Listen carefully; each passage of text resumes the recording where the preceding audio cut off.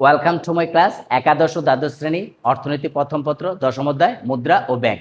আজকের ক্লাসে আমরা আরবিং ফিশারের মুদ্রার পরিমাণ তথ্যটি সূচির মাধ্যমে আসলে কিভাবে ব্যাখ্যা করা যায় এই বিষয়টি দেখব। আরবিং ফিশার বলেছেন, অর্থের প্রচলন গতি ও বাণিজ্যের পরিমাণ স্থির থাকলে অর্থের পরিমাণের সাথে দাম স্তরের সম্পর্ক সমানুপাতিক এবং দ্রব্যের মূল্যের সঙ্গে অর্থের মূল্যের সম্পর্ক বিপরীত। অর্থাৎ অর্থের পরিমাণ যদি দ্বিগুণ করা হয় তাহলে দাম স্তর দ্বিগুণ হবে, কিন্তু অর্থের মূল্য হবে অর্ধেক। এই বিষয়টি আমরা এই সূচির মাধ্যমে দেখতে পাই, যেখানে এম দিয়ে বিহিত অর্থের পরিমাণ, বি দিয়ে বিহিত অর্থের প্রচলন গতি, এম প্রাইম ব্যাংক অর্থের পরিমাণ এবং বি প্রাইম ব্যাংক অর্থের প্রচলন গতি এবং টি দিয়ে বাণিজ্যের পরিমাণ দেখানো হয়েছে। যেহেতু আরবিং ফিশার বলেছেন অর্থের প্রচলন গতি ও বাণিজ্যের পরিমাণ স্থির থাকবে, তাহলে এখানে দেখা যাচ্ছে অর্থের প্রচলন গতি বলতে বিহিত অর্থের প্রচলন গতি এবং ব্যাংক অর্থের প্রচলন গতি দুইটাই 555 অর্থাৎ স্থির আছে এখানে, আবার লেনদেনের পরিমাণও স্থির আছে। তিনি বলেছেন অর্থের পরিমাণ যদি দ্বিগুণ হয় তাহলে দাম স্তর দ্বিগুণ হবে। এখানে আমরা যদি খেয়াল করি বিহিত অর্থের পরিমাণ এবং ব্যাংক অর্থের পরিমাণ প্রথমে 100 ছিল, দ্বিতীয় পর্যায়ে 200, এখানেও 100 ছিল, দ্বিতীয় পর্যায়ে 200, অর্থাৎ দ্বিগুণ করা হয়েছে। তাহলে আমাদের কি দাম স্তরও দ্বিগুণ হবে। যেহেতু এখানে দাম স্তর নির্ণয় করা হয়নি, আমরা এটা নির্ণয় করব। তাহলে প্রথমে এখানে যদি আমরা প্রশ্নটা দেখি তাহলে দেখতে পাই উদ্দীপকের সূচিটি কোন বিধিকে সমর্থন করে। যেহেতু সূচিতে অর্থের পরিমাণ, অর্থের প্রচলন গতি এবং বাণিজ্যের পরিমাণ দেওয়া আছে, তাহলে আমরা এখান থেকে সহজে বুঝতে পারি আরবিং ফিশারের মুদ্রার পরিমাণ তথ্যকে নির্দেশ করেছে। তাহলে প্রথমে আমরা আরবিং ফিশারের তথ্যটি উল্লেখ করব। তাহলে আমরা লিখতে পারি উদ্দীপকের সূচিটি আরবিং ফিশারের মুদ্রার পরিমাণ তথ্যকে সমর্থন করে। এখন মুদ্রার পরিমাণ তথ্য সমর্থন করে এই তথ্যটি প্রথমে উল্লেখ করতে হবে। অর্থের প্রচলন গতি ও বাণিজ্যের পরিমাণ স্থির থাকলে অর্থের পরিমাণের সাথে দাম স্তরের সম্পর্ক সমানুপাতিক এবং দ্রব্যের দামের সঙ্গে অর্থের মূল্যের সম্পর্ক বিপরীত। অর্থের পরিমাণ দ্বিগুণ হলে দাম স্তর দ্বিগুণ হবে, কিন্তু অর্থের মূল্য অর্ধেক হয়। অর্থের পরিমাণের সাথে অর্থমূল্যের সম্পর্ক ব্যাখ্যা করতে গিয়ে অধ্যাপক ফিশার যে বক্তব্য উপস্থাপন করেন তাই ফিশারের মুদ্রার পরিমাণ তথ্য হিসেবে বিবেচিত।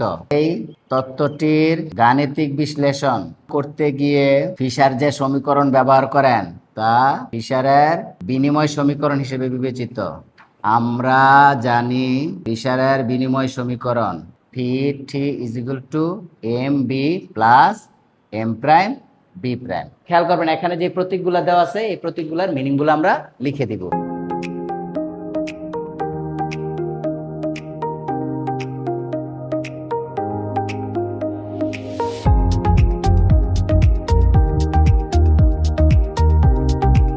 এখানে বলা হয়েছিল অর্থের পরিমাণ যদি দ্বিগুণ হয় তাহলে দাম স্তর কি হবে?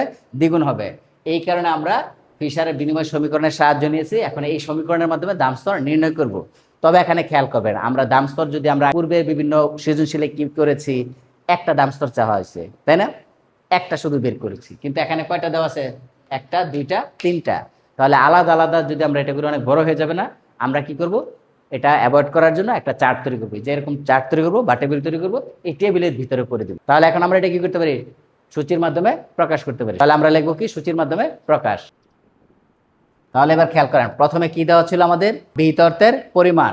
যেহেতু এখানে বিহিত অর্থের পরিমাণ কয়েকটা পর্যায়ে দেওয়া ছিল, কয়টা দেওয়া ছিল? তিনটা। তাহলে আমরা তিনটা পর্যায়ের কথা বলবো, প্রথম পর্যায়, দ্বিতীয় পর্যায় এবং তৃতীয় পর্যায়।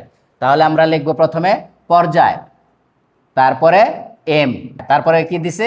বি এর মান দিয়েছে, তারপরে এম প্রাইম, তারপরে বি প্রাইম, এরপর টি এর মান দিয়েছে। এখন আমরা কি করব? যেহেতু দাম স্তর দ্বিগুণ হয় বলছে, তাহলে এখন আমরা কি করতে পারি? দাম স্তর নির্ণয় করতে পারি। তাহলে দাম স্তর নির্ণয় করার জন্য আমরা দাম স্তরের সূত্রটা ব্যবহার করব, M V plus M prime V prime by T. পরবর্তীতে কি করব? অর্থের মূল্য প্রকাশ করতে হবে। তাহলে অর্থের মূল্য কি? অর্থের মূল্য V M is equal to 1/পি। এখন খেয়াল করেন পর্যায়ে বলছি কয়টা নিব? তিনটা। তাহলে প্রথম পর্যায়ে নিয়ে আগে আমরা কাজ করব। তাহলে লিখব প্রথম, এম এর মান কত ছিল? 100। বি এর মান কত ছিল? 5। এম প্রাইমের মান কত ছিল? 100। বি প্রাইমের মান কত ছিল? 5। টি এর মান কত ছিল? 10। তাহলে আমরা এটাকে এবার ডাটাও করে দিতে পারি। এখন খেয়াল করেন পি এর মান কত আসে? P is equal to M এর মান, প্রথমে এম এর মান কত দেওয়া আছে? 100। লিখবেন 100 ইন্টু বি, বি এর মান কত দেওয়া আছে? 5। তারপরে প্লাস আবার এম প্রাইমের মান কত দেওয়া আছে? 100। তাহলে দিবেন 100 ইন্টু বি প্রাইমের মান কত দেওয়া আছে? 5। আর টি এর মান কত দেওয়া আছে 10। এটাকে যদি আমরা করি 5 একে 5, 500 প্লাস 500 নিচে কত 10, যোগ করলে কত হয় 1010, ভাগ করলে 100। প্রথম পর্যায়ে আমরা দাম স্তর নির্ণয় করলে কত পেয়েছি 100। এখন যদি আমরা অর্থের পরিমাণে প্রকাশ করি তাহলে কি হবে DM is equal two 1/P, তাহলে 1/100, তাহলে 1/100 এর ভাগ করলে কত হয় 0.01। এটা কি বুঝতে পারছি আমরা সবাই? এখন এটাকে আমরা এই যে গড় করে দিলাম, এখন এটা আমরা দাগ দিয়ে দিলাম। এবার আসেন দ্বিতীয় পর্যায়ে কি ছিল আমরা লিখব। দ্বিতীয় পর্যায়ে কত ছিল 200, এটা তো স্থির ছিল 500, এটা হয়ে গেছিল আবার 200, এটা 5, এটা 10। এখন খেয়াল করেন পূর্বের মতো আমরা নির্ণয় করি P ইজ ইকুয়াল টু কত, প্রথমে 205, তাহলে গুণ 200 গুণন 5 যোগ পরবর্তীতে আবার 200 গুণন 5, 200 গুণন 5, নিচে কত লেনদেনের পরিমাণ 10, তাহলে 5 দুগুণে 10, 1000 যোগ 1000 ভাগ কত 10, তাহলে আসলো কত 2000 ভাগ 10। যদি কাটাকাটি করি তাহলে 200। এবার একটু খেয়াল করেন তো, দাম স্তর যদি আগের 100 হয় এখন কত হয়ে গেছে 200, তাহলে দ্বিগুণ হয়েছে না?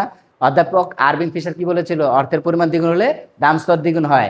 এই যে এখানে সূচিতে খেয়াল করেন অর্থের পরিমাণ যখন আমরা দ্বিগুণ করছি দামও কি হয়েছে দ্বিগুণ হয়েছে, এবং অর্থের মূল্য হবে কি অর্ধেক। এখন আমরা অর্থের মূল্য বের করি, BM ইজ ইকুয়াল টু কি 1/P, তাহলে 1/P এর মান কত 200। এখন 200 দিয়ে 1 এর ভাগ করেন কত আসে দেখেন, আচ্ছা 0.005, যেটা 0.1 এর চেয়ে অর্ধেক না? তাহলে এখানে কি বলা যায় যে অর্থের পরিমাণ দ্বিগুণ হলে দাম স্তর দ্বিগুণ হয় এবং অর্থের মূল্য কি হয় অর্ধেক, অর্থাৎ আরবিং ফিশারের মুদ্রা পরিমাণ তথ্যটি এখানে প্রমাণিত হয়েছে। তাহলে এখন তৃতীয় পর্যায়ে আমরা কি লিখব, 50 দেওয়া আছে, 5, 50, 5, 10। তাহলে এখানে যদি প্রাইস নির্ণয় করি তাহলে প্রথমে 50 গুণন 5 প্লাস 50 গুণন 5, নিচে কত 10, তাহলে 5 5 25, 250, 5 5 25, 250, নিচে 10। এখন হয়ে যায় 250 যোগ করলে 510, কাটাকাটি করলে 50, তাহলে এখানে দাম স্তর হচ্ছে কত 50। যদি অর্থের মূল্য নির্ণয় করি BM is equal two 1/P is equal two 1/50, ভাগ করলে কত হয় 0.02। অর্থাৎ আমরা যদি অর্থের পরিমাণ প্রথমে 100 নেই, পরবর্তীতে যদি অর্ধেক করি, অর্থাৎ অর্থের পরিমাণ কমিয়ে দেই, তাহলে দাম স্তর কি হবে কমে যাবে, যে 100 থেকে 50 হয়েছে। আর যখনই দাম স্তর কমবে অর্থের মূল্য বেড়ে যাবে। খেয়াল করেন প্রথমে ছিল 0.01, পরে হয়েছে 0.02, অর্থাৎ দ্বিগুণ হয়ে গেছে। আমরা যেমন জানি অর্থের পরিমাণ দ্বিগুণ হলে দাম স্তর দ্বিগুণ হয়, অর্থমূল্য অর্ধেক হয়, ঠিক বিপরীতভাবে অর্থের পরিমাণ যদি অর্ধেক করেন দাম স্তর অর্ধেক হবে কিন্তু অর্থের মূল্য হয়ে যাবে কি দ্বিগুণ। ক্লিয়ার এখন এতটুকু? যদি এই উল্টা ব্যাখ্যাটাও চাওয়া হয় তাহলে আমরা দিতে পারবো না। আচ্ছা এখন খেয়াল করেন, এই যে আমরা এখানে যে সূচির মাধ্যমে আমরা বললাম যে আরবিং ফিশারের কি তথ্যকে প্রকাশ করছে, মুদ্রার পরিমাণ তথ্যকে প্রকাশ করছে, তাহলে এটার ফিনিশিং টানতে হবে না? তাহলে ফিনিশিংটা কি দিবেন? এখানে খেয়াল করেন উদ্দীপকে বলা হয়েছিল যে সূচিটি কোন বিধিকে সমর্থন করে। যেহেতু আমরা বলেছি আরবিং ফিশারের মুদ্রা পরিমাণ তথ্যকে প্রকাশ করে, এবং এখানে কিন্তু ওই তথ্যটি লিখে তারপরে এটার বিস্তারিত আলোচনা করেছি, এবং পরবর্তীতে সূচির মাধ্যমে কিভাবে অর্থের পরিমাণ দ্বিগুণ হলে দাম স্তর দ্বিগুণ হয় এটাও এখানে প্রমাণিত হয়েছে।